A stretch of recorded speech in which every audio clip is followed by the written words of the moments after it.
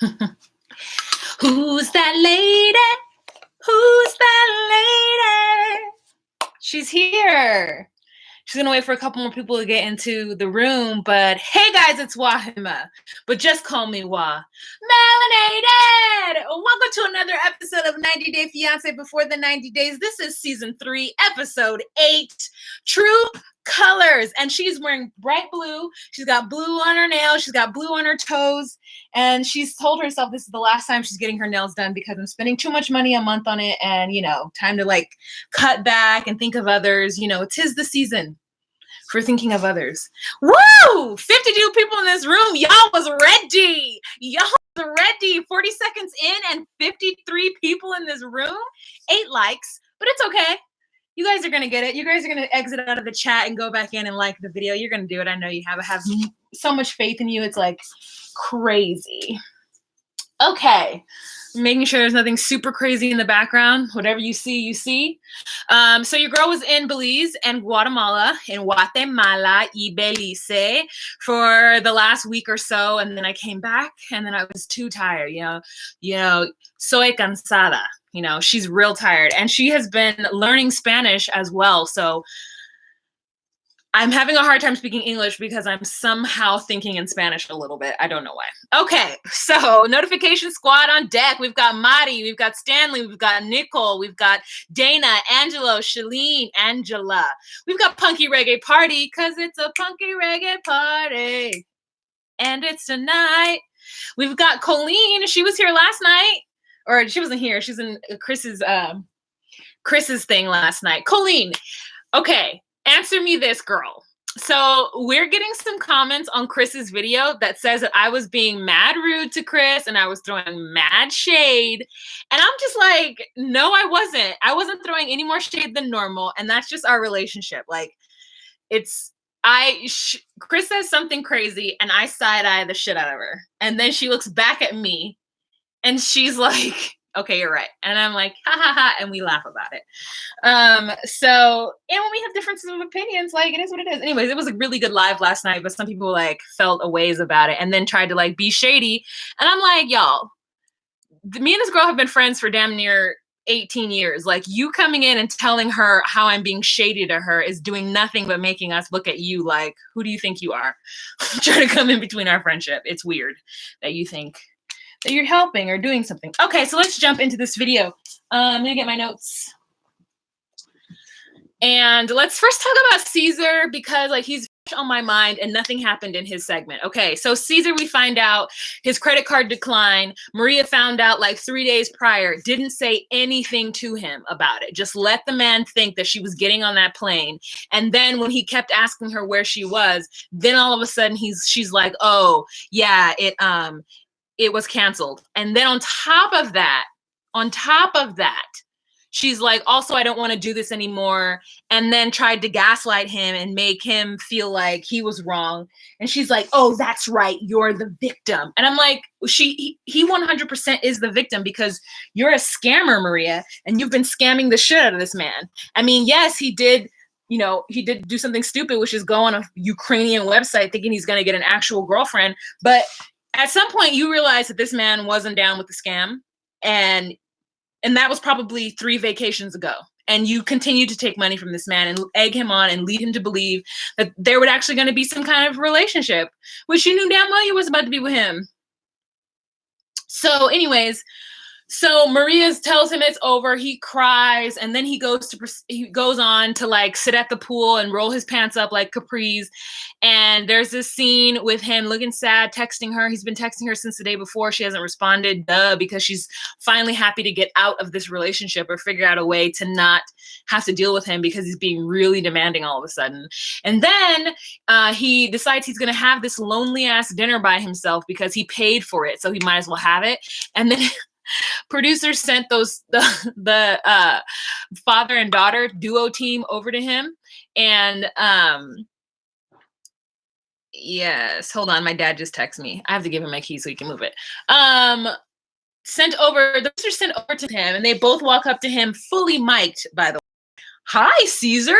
Where's Maria? Knowing damn well Maria wasn't there, and this is about to be the saddest little conversation. And He's like, she's not coming. Her flight got canceled. He didn't say, you know, my credit card got declined. He said my flight got canceled. Give me 1 second. Dad, you have to move it. I am alive. My keys are by the door. Great. Hope he gets that. And so yeah, it's just a really awkward situation. And then he gets frustrated with the cameras and is like, I don't want to do this anymore. This is my life. And it's like, I'm just like, can I just roll my eyes on my head at the same time? So the last scene we have of him is him saying, well, now I got to save up money to go visit her. And then we're moving into stalker territory. There is no reason for him to go to Ukraine and visit her. He is unwelcome. He is unwanted. And he has been told by her that they are over with. He's going to get his ass locked up in some kind of Ukrainian prison because he's over there trying to find Maria. How does he even know where she lives? Like, explain it all to me. I want to know it all. Like, it is crazy that they're having him do all this. If you guys think that Caesar is an idiot, let's put an emoji in the comment section. How many of you guys think Caesar's going to go over there and get locked up in a Ukrainian prison for emoji? Yeah, I'm going to go to the live and put the alien emoji. Oh, he didn't read my text. I got to go tell my dad to move my car. Dad! Okay, you got it? Great. Can you move it? Can you move my car? My keys are right there.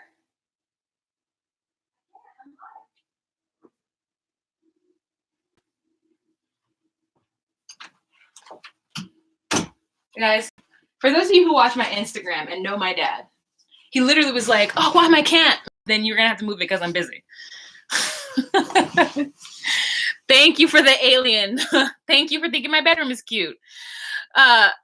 He's like, wow, I'm on my back. I can't get into that car. It's too low. I'm like, well, the car is going to sit there because I'm live. And then he's like, oh, okay. What did Just a Regular Degular say? Locked up abroad. Caesar's next gig. Regular Degular came through. Aspasia, how are you, honey? I hope you're well. Oh, I'm buffering. It's because everybody's home. Damn it. Oh, hello. Uh-oh, did you hurt yourself?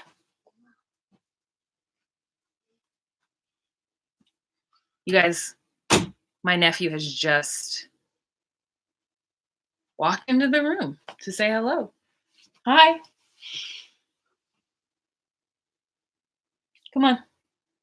Want to say hello to everybody? Come on.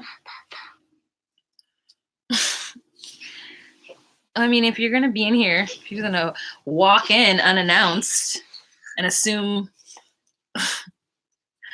just come in and say hello, you might as well come in and say hello. You feel me? LaDani. Come on, sit up. We're talking about dumb Caesar. Okay, anyways, so let's move on. Let me try to tell everybody to take the Wi-Fi off. No one's listening to me. Okay. Take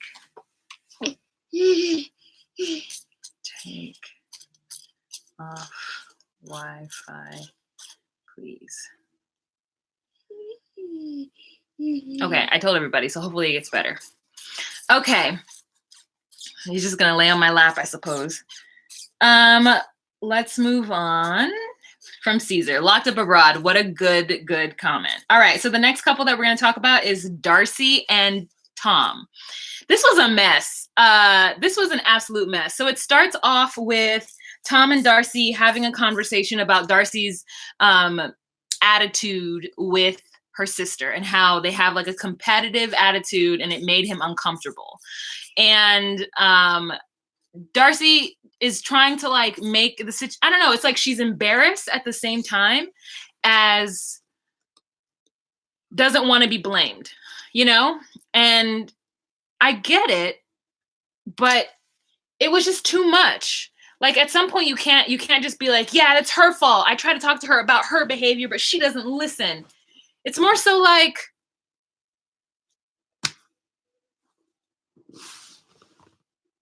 okay. It's more so like she just like, hey, you know, I'm sorry about our behavior, period, point blank. Like, I'm just really sorry about it. We do have a one-up attitude towards each other, and it's, you know, unbecoming, and I'm sorry, but this is what our situation is. And so I just don't get it. And so she gets upset and she almost starts to cry, and Tom is having none of it. He is pissed because he's come to Albania. He didn't want to be here. He's uncomfortable, and now they're making him feel weird.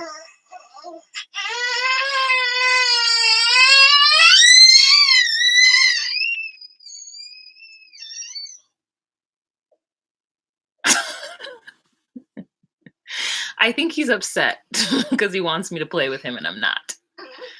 And so anyways, like, yeah, he just is like being unsupportive of her. And I can see why. I mean, he's still a douche, but I can see why he's being unsupportive of her. But if you're going to be somebody's like intended, you shouldn't be that way, you know? And it's clear that he doesn't like her, period. It's just really clear that he doesn't like her. Like, and it's kind of annoying. I don't know. It's like, I think that he's right for his reaction because he doesn't like her. So now that we know he doesn't like her and he doesn't want to deal with any of her shenanigans, he should just leave her, because I don't want to watch him continuously be rude to her, because I like Darcy, even though she's like a crybaby. I like her, and I just don't want to watch that happening. Like, I just don't want to watch it. So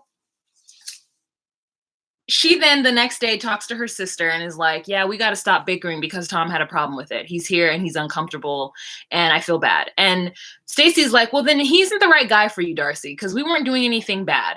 And like, I agree that like Tom is not the right person. And for Darcy to try to shape herself to fit Tom's mold is just dumb to me. Like, if Tom doesn't like her and all of her hot messness, then she needs to move on. She can't maneuver herself to being somebody that he's attracted to, because she's slowly going to over time reveal herself, and then he's going to be resentful. She's going to be mad that he doesn't support her, and it's just not right. So she might as well just be the weeping willow and the needy beady that she is, and show him that right away, and get with a man who's okay with a weeping willow, needy beady. There's plenty of men who love to captain and save a hoe. You know what I'm saying? Tom is not one of them. And it's like she's wasting her time on someone who I don't believe deserves her anyway, because he isn't all that. So that's what I get.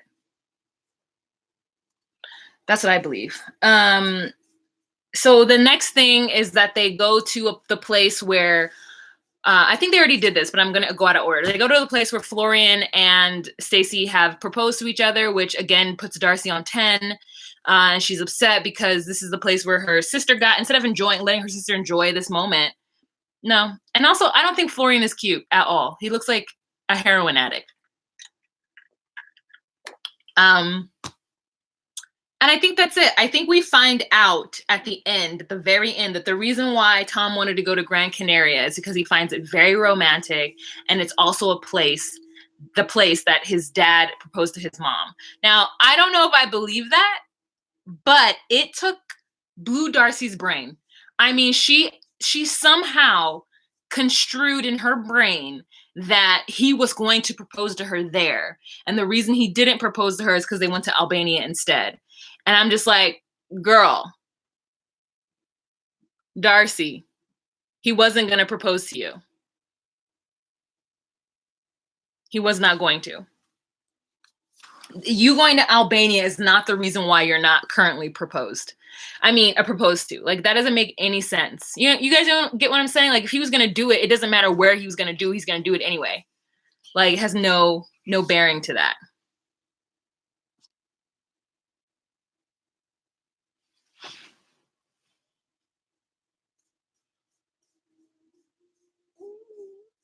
This little boy behind me. I'm asking everybody to take off their Wi-Fi. I don't want you guys to have a bad connection. Okay, so there's the Darcy and Tom. The next couple that we're going to talk about is Tim and Jennifer. Okay, listen, Jennifer is doing her damnedest, right? I feel like she is trying to make herself reality TV gold. Like she understands what a reality television. I can't believe you have your shoes in my bed. So here we go. Let's take these off because she doesn't live that. Where's your sock? Anyways, oh, I have him. I have Ladani. Oh, my dad's looking for him. Grandpa's looking for you, boy.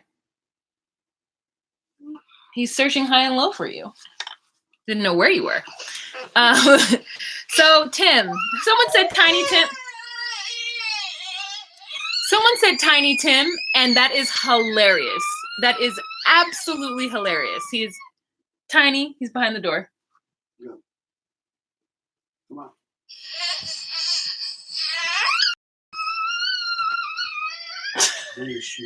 Okay.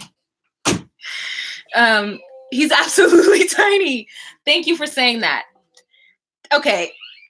He goes to the farm to be with Jennifer's dad, Jennifer's dad is like my dad. Okay.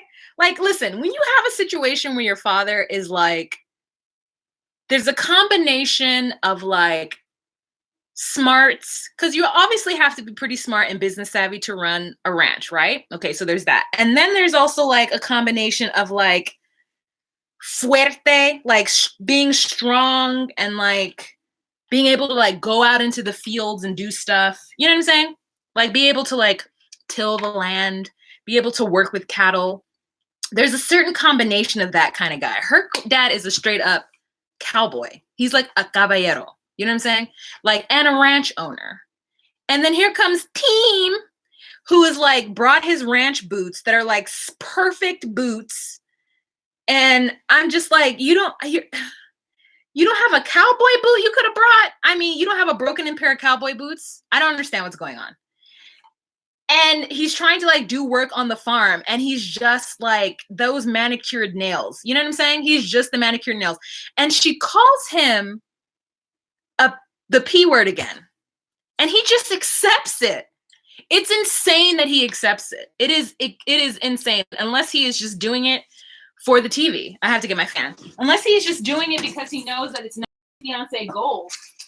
Like I can't imagine a which a man is repeatedly called the P word by a woman he is trying to get to like him and respect him, and somehow doesn't think to tell her not to call him that because it's extremely rude. Like that, I mean, it's like extremely, extremely rude. I feel like it's just like the most disrespectful. And I lose respect for him more because he allows her to call him that. Way too passive. You're absolutely right. Like a woman who has a father like that would not be able, I'm hooking up my fan, would not be able to handle that.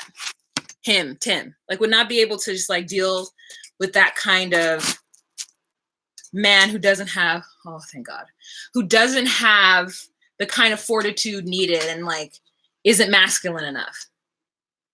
Just from my personal experience. Okay. So what else happens? They're on the ranch. They tell him to spray down the animals so that they don't get fleas. And then the dad asks him if he wants to castrate the animal. And then he has his shirt off. Bobby Whitney! Thank you so much for the super chat. And I mean, Chris was talking about us body shaming him, but his body is not for me. His body's not for me. It's just not. It's not for me. It's just, I just don't know what to tell you. It's just like very unattractive to me. And I wanted him to put his shirt back on. It's just like very weak. Like it just felt like he just couldn't lift anything but a teacup, you know, like he's just like, this is all he can handle. You know, that's all I felt. Bobby Whitney, thank you so much for the super chat. I super appreciate it. I missed you guys. You guys are great. Like really. I know you guys' screens are probably pixelated and I'm really sorry about it. I'm so sorry. I don't know how to fix it. I took all the Wi-Fi off. Maybe if I take the TV off, I don't know what has Wi-Fi and what doesn't, you know? Like in these modern times, who knows what has Wi-Fi and what doesn't. All right. So the next couple that we're going to talk about is Rebecca. I hate the way they continuously show these cats in Tunisia. We get it. There are feral animals roaming the streets. Like, we understand that. After just coming back from Guatemala, dogs were just okay? The dogs were doing their thug thizzles. They was in the discotheque, you know what I'm saying? They was in the beach houses. They was in the clubs. They was everywhere, okay? We get it. But the showing the scene of the person throwing out the, like, food to the cats and then the cats, like, running, I just was like, I can't. Okay. Oh, wait, what did Bobby say? I'm sorry, but Jennifer is making all the moves here, and Jennifer really digs Tim, but Tim is having a bit of assertiveness issues. Oh, I don't think that she digs him at all. I think she's like Larissa. Like, she was ready to be on reality TV, you know? And I support it. But she's also rude as hell to him. So anyways, she gets her PI bestie / boss, Rebecca. We're back to Rebecca. Rebecca gets her PI bestie boss to look up Zayed, and Zayed doesn't have any work history. And so that's concerning for her because she's worried about this 26-year-old man coming to wherever, I wanted to say Los Angeles, but wherever she is in the South, and her having to support him while he does nothing. And I thought to myself, so what did you think he was going to do? Because his job was an audience wrangler. That is not a job that you just go to WB Studios and sign up for. You don't go to the what is it called? CBS lot, knock on the door and tell them you know how to wrangle individuals. Like, his job that she knew he had was not a job that was something that can transfer into American, like, businesses. You know what I'm saying? Like, so what is any of the foreigners? I'm not talking just about Zayed. I'm talking about any of the foreigners, except for maybe Jay, because he was a tattoo artist. And so I think maybe in Mechanicsburg, all he had to do was walk in and say, hey, I need to set up a thing, get a license, and then show his work. And then he could get some clients. You know, like, Instagram will help you do that. But if you're a laborer of any kind, when you come to the US, or even if you're a professional, when you come to the US, you are most likely going to have to start all over again, unless your school or your job has some kind of office or whatever in the US. So what do you mean he doesn't, even if he did have a long list of it? Like, even if he did, there would be no way. Avery's man, he would never be able to come to the US and practice dentistry, like, or whatever the thing is called, where he works with the gums. He would have never been able to do that because you have to start all over again. So I think these people need to realize that regardless of whatever their profession is, unless it's something where there's an office in the US where you're going to live, or you're in school and the schools have a connection of some kind, that person is going to basically be jobless for at least a year. Depends on how fast everything works in your area, right? At least a year. They have to get a work permit. They have to get all these things. And it's just like, blows my mind that this is now an issue for her. And then she's going to confront him on it. And now all of a sudden it's an issue of money. She's given him money before. No, even if you want to, because you know you have it, you can't give them money. It sets a bad precedent. And like, also if they accept it, like, you know, I just feel like if they accept it to a certain extent, like, don't you want to, I don't know. I feel like you just met this person, right? And all of a sudden they have this financial thing come up. What would they have done if you hadn't met them? It's not like the financial thing had a direct connection to your relationship. It's not like you were telling them to get a visa and they're like, hey, can you help me with half of the visa? You know what I'm saying? Like, what is it that all of a sudden your money being to them needs to make something happen? What did Ramsterdam? Zayed is going to be a PI so much. Oh, Ramsterdam's going to be a PI. So I guess that's what it is. Thanks, Sarah. Okay, so anyways, he says, I work much or something. This is something crazy. And like, I was dying. Chris took a screenshot of it.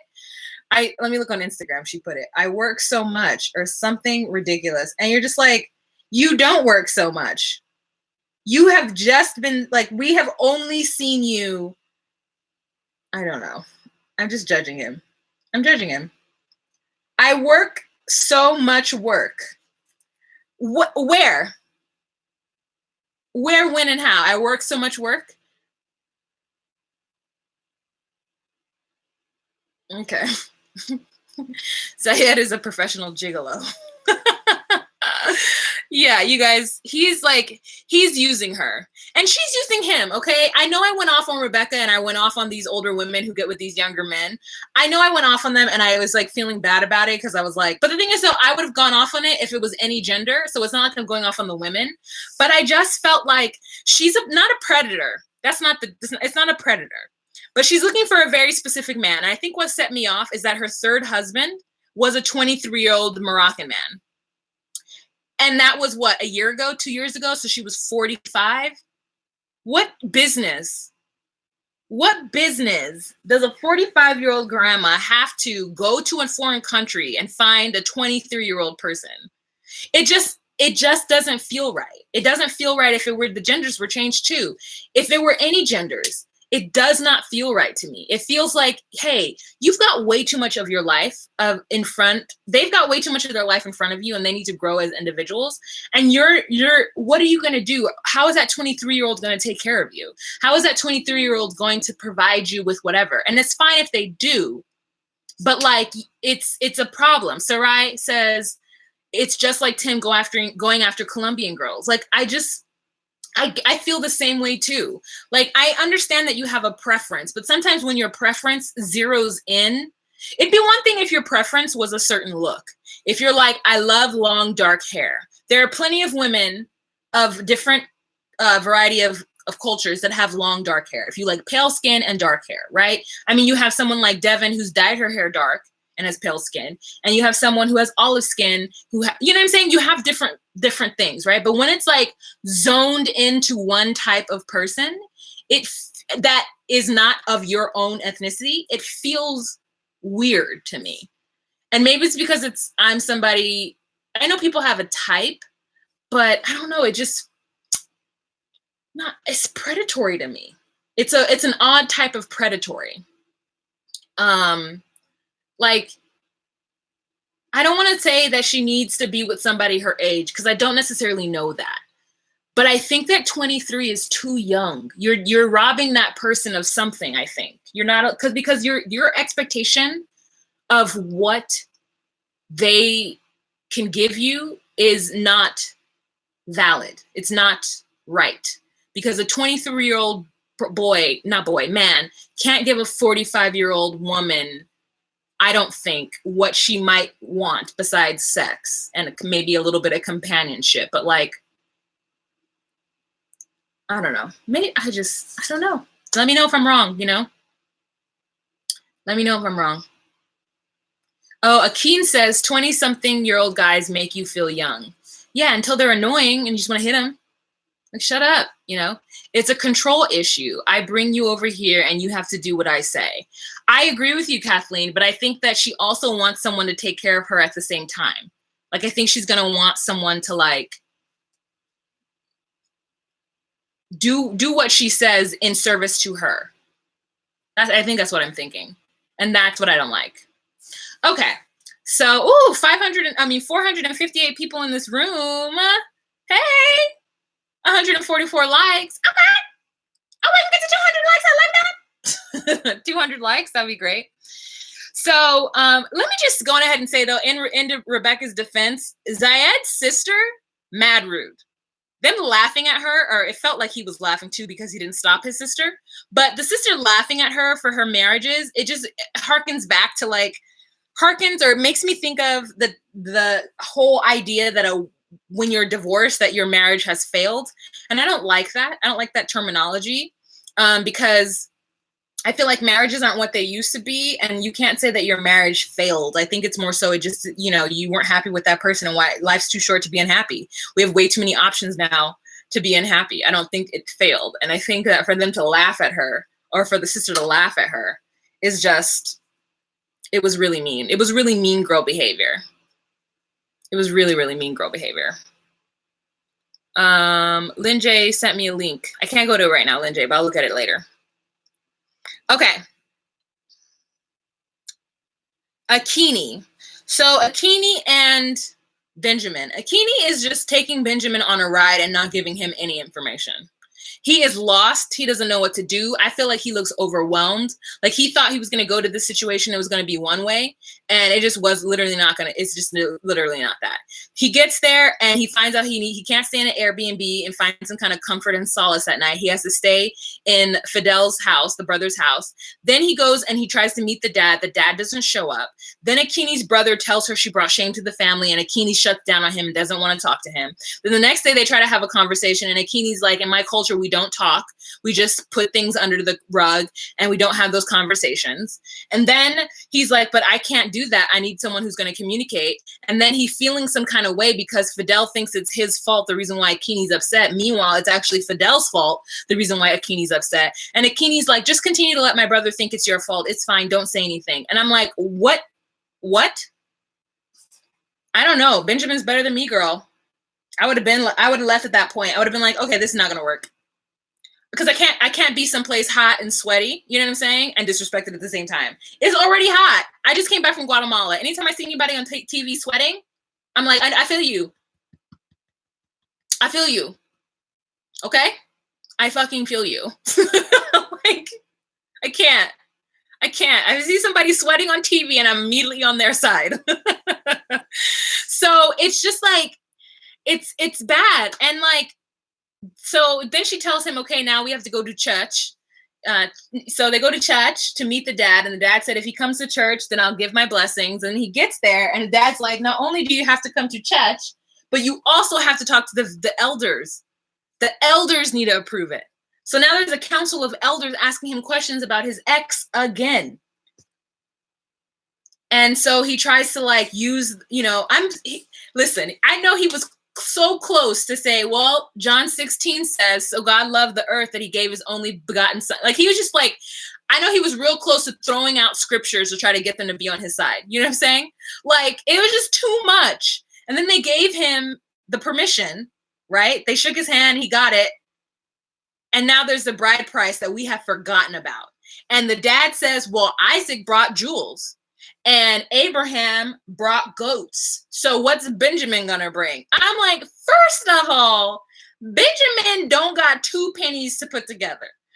Jewels? What are you talking about? Fidel's dad or Akini's dad was like, yeah, jewels. We need jewels, very expensive necklaces. We require these things for the bride price or else he can't have her. They are just putting up obstacles after obstacle. Akini needed to let him know that this was bad. She needed to ask him right away, how much money do you have? Because in my culture, it's expected that you're going to have to pay a lot, especially because you're white, just to let you know. It's like me being at the border, you know what I'm saying? Like as an American with an American passport, my visa costs more than being with my Belizean cousin. Her visa costs less. Mexico was like, you're an American. You're paying more money. No. It was Guatemala. Mexico was the last time I went. This time I went, I get to Guatemala and my uncle had his Belizean passport. And there was like 10 quetzal. And they were like, you American, 250 quetzal. I was like, oh, this blue passport is great, but it's also annoying. So that's what they did to Benjamin. All right. So the next couple that we're going to talk about is Avery. So Avery and Omar. Avery sometimes is really mean to her mom. And I understand that her mom, they have the same personality. Avery's mom is mean to her. She's mean to her mom. I mean, her mom was just being a fool in the mosque, because these people speak English. And she's having all of these comments. And it's very like American imperialism, American like, I can say what I want to. And Omar is the person who's going to suffer based on it. And oh my God. Okay, I'll talk about it. A multi-generational household. Thank you so much for the super chat, Akila. Thank you. Okay, so yeah, Avery, like, I understand the concern, and I know this is what Chris was telling me, that there's a huge outpour online of everybody thinking that she somehow got trapped into like Islam and they're turning her into some kind of terrorist or trying to steal her off. And I'm just like, I don't believe that. Avery's young, she's 19, she believes that Omar is her best friend. There is nothing that you can tell a 19-year-old girl who believes another man in a man in another country is her best friend. she's not going to go and just live in wherever and be happy with that, especially as a Muslim, especially with everybody around her not being supportive of her choice to go with Islam. I mean, she's making the wrong choice to go and to live in Syria because she's going to be extremely lone, sad, and depressed, especially because she doesn't speak the language. Like shukra and haram is not going to get her through anything. You know what I'm saying? She needs to get herself the Duolingo app and start right now and learning how to speak in Arabic. Like, she's a fool, but they're pushing her and she's pushing herself as well. So it's a lot. You know what I'm saying? It's a lot. I support her and I hope that they are happy. And if she wants to make this choice and go into a modern lifestyle, and also it seems like, I don't know how it's going to be in Syria. I think everyone practices Islam differently. I know some Muslim women who are very liberal, and the choice to wear the hijab is their own, and it has nothing to do with their family's pressure, you know? Then you have, like, for instance, like Ziad's mom and Ziad's sister. Ziad's mom wears the hijab, but the sister doesn't wear the hijab, and they're Muslim and conservative Muslim. So obviously there's different levels of people practicing Islam in different places. Can we agree on that? Can we put some kind of emoji to level set to say where we are to agree that in this space, the fact that Ziad is from a very conservative Muslim household, yet his mom wears the hijab and his sister doesn't, that is an indication that people practice Islam differently. Women practice it in different ways. Okay, great. Thank you. Thank you, Madi. Thank you, Voodoo. Thank you. Right? Okay. So I don't know how strict Omar's is. We just don't know. We know that where they got married, it was pretty strict, with the sheik and the fact that, you know, he had to be her representative. Like, we understand that, but we don't know what it's going to be like. Moving to Syria is unsafe. They are in the middle of a civil war, period, point blank. It doesn't matter if the civil war is, you know, in the north 50, you know, 300 miles away. It doesn't matter. The fact is that she's in a place where there is civil unrest. So it's dangerous. And I think that's why her mom is crying. And I think for her to be as like callous about it is really mean. Okay. Renee says it's more than Islam. When my daughter moved out at 23, I cried like a baby and she moved 12 miles away. I can't imagine my daughter moving out of the country. No, I think that you're right. I'm not upset with Terry for being upset. I think Terry is correct to be upset. I think, though, that my argument is that Avery is two things. One, that Islam is not this one thing that Terry believes it to be, right? Terry's wrong in her approach with how she's dealing with Islam. But, like, Avery's wrong for wanting to move to a war-torn country. So they're both wrong in two different ways, and it's causing them to not be able to make good decisions. That's what I'm thinking. Yeah, I think that Avery's doing a lot to her mom, but her mom is also doing a lot too, which is causing Avery to do even more. Okay.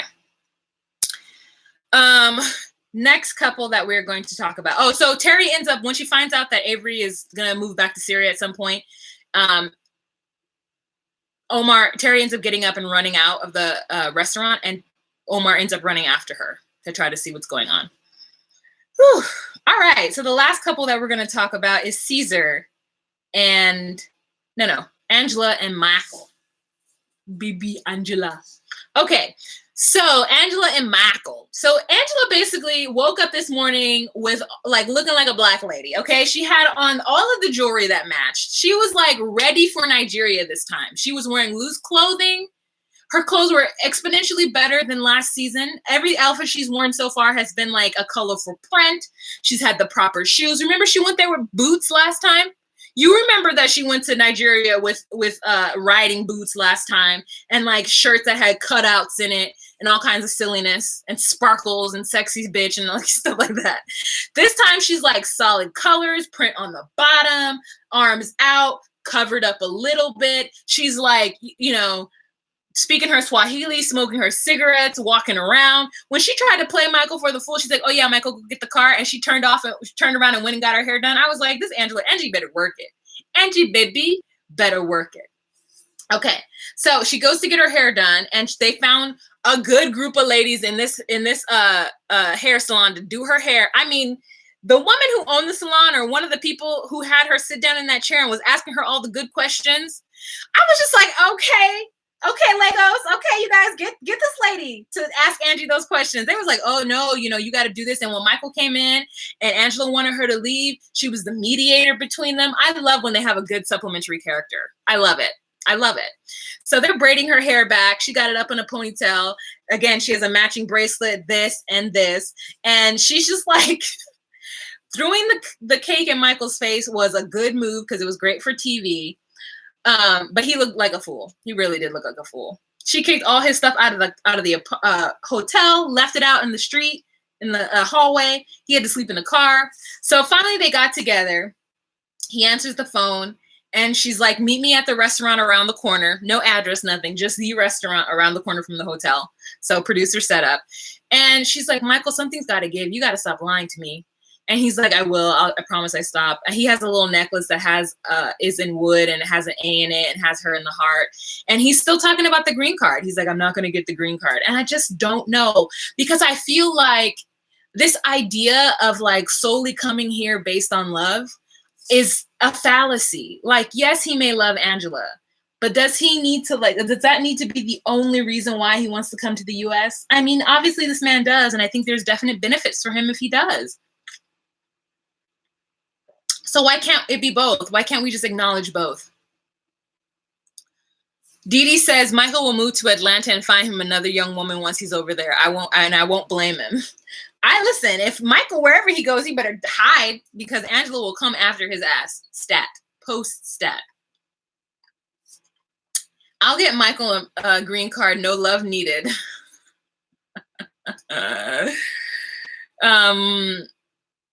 This is so funny.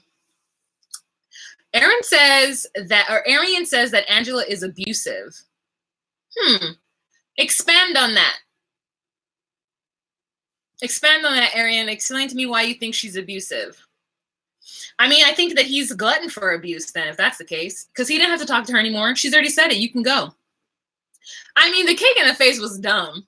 She does hit him. She's very abusive. Okay, everyone's saying it. They braided the 6 hairs on Angela's head. Angela has a lot of hair. She pushed him. Michael used to talk out of things. She likes to fight. Okay, all right, you guys. Okay, that's wrong. I guess, but I don't know. Like, you're right. If she were a man, I try to think of that. Opposite gender, if he were just pushing on people, then yeah, it makes sense. She's abusive. Okay, yes. She's trying to hit him and threaten him. You're right. She's abusive. So then they go to see Mama. I love the way Angela deals with him. I love it. It is an example of how every person who comes and meets the family should behave. Now, Angela is warm and welcoming, and so is the mom, right? So that's what we have to come to the common ground on. It's not like she's warm and welcoming, and so is the mom. The mom's skin, though, can we figure out what that skin like? I mean, just smooth and supple, and she looks like she might be in her 80s, but the face is giving me like young 70s. You know what I'm saying?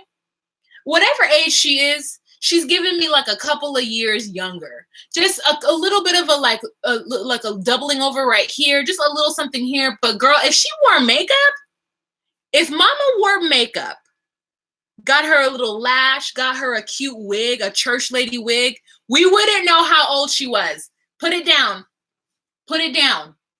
We wouldn't know how old she was. Okay? Michael's mom looks good. I was here for it. I loved her the last time we saw her too, but this time she was like out on the porch. She was telling Michael to stop lying. She was talking about what's happening with the babies. Angela was like, Angela tried to have a decent conversation with her, and then she started talking about, well, you need to let Michael go and find another woman to get pregnant. And Angela was like, no. Angela wasn't 7. She's an 80. I mean, Michael is 30, so she is an 80. Okay, if Michael's 30, let's say she had him at 40. She's at least 70. Michael's the youngest. Michael's her youngest kid. He has older brothers and sisters. Sunshine and Jollof rice are her secret. Okay, Cassie, that's hilarious. Mama looks like late 70s. Nikki Taylor, what did Nikki Taylor say?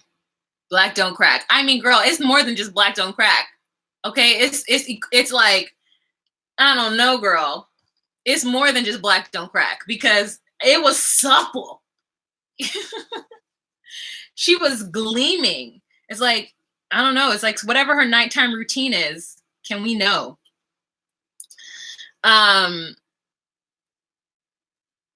Angela is like, hell no. I did not have fun. Not only is she not going to accept another baby from Michael, but she's not going to take care of it. She don't know who's going to take care of it because no. I love Angie, girl. Angela's good television, and she knows what to do and how to do it and how to keep us engaged. I mean, it's wild and crazy antics, but she's the one of the cast members that doesn't get on my nerves. Like Darcy gets on my nerves sometimes. Like Larissa even was a little tedious at some points, but Angela, never. I mean, Angela, because I think there's something so real about Angela. Like, there's something very authentic about her. And I'm digging it. All right, you guys. So that is the end of this episode. We are 46 minutes in. You guys have been absolutely amazing. There's 578 people in this room, and I love y'all for it. Thank you so much for being here and joining me and listening to me talk about 90 Day Fiancé. I have to come back with my Love After Lockup video. I'm not going to do it live. I'm going to edit it and film it. I'm going to film it and edit. And then I have to do my 90 Day Fiancé the other way because we got to talk about Ginny and Sumit Chow. And I can't do it live because I need to do face close-ups. I need to add, editing tricks to it. Jokes. It's ridiculous. I mean, it's ridiculous. It's also great TV. It's great TV. It just really is great TV.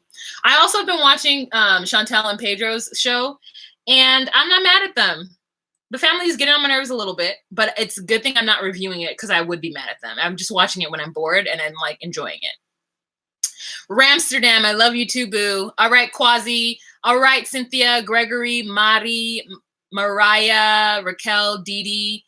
All right, you guys, thank you so much for joining the chat. Thank you for the super chats that I got today. Akila, you're awesome. Bobby Whitney, thank you so much. And I want you guys to have a fantastic week and look forward to 2 more videos this week coming out for me. And then we'll start it all over again on Friday. I feel like my week starts on Friday because that's like Love After Lockup and then 90 Day Fiancé and then 90 Day Fiancé, Yeah. All right. Besos, everybody. Besos, besos, besos. Remember to be you, be true, and find your place. Bye.